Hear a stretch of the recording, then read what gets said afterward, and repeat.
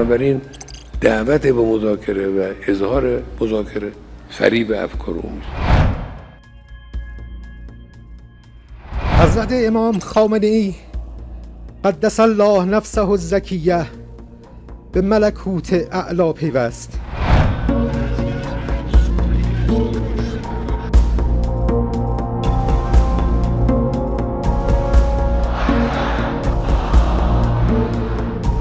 ما باید برخوردار باشیم از تسلیحات بازدارنده.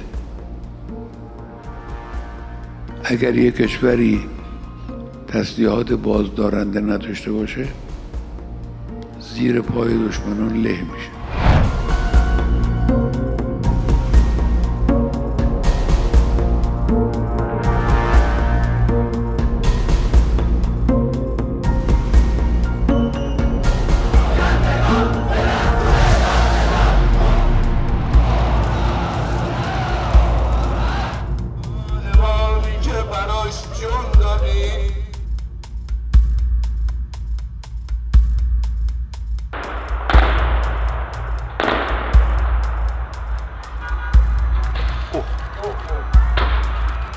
هدف آمریکا هم اینو من قاطع صریح با تجربه 40 و چند ساله در جمهوری اسلامی عرض میکنم، هدف آمریکا بلعیدن ایرانه.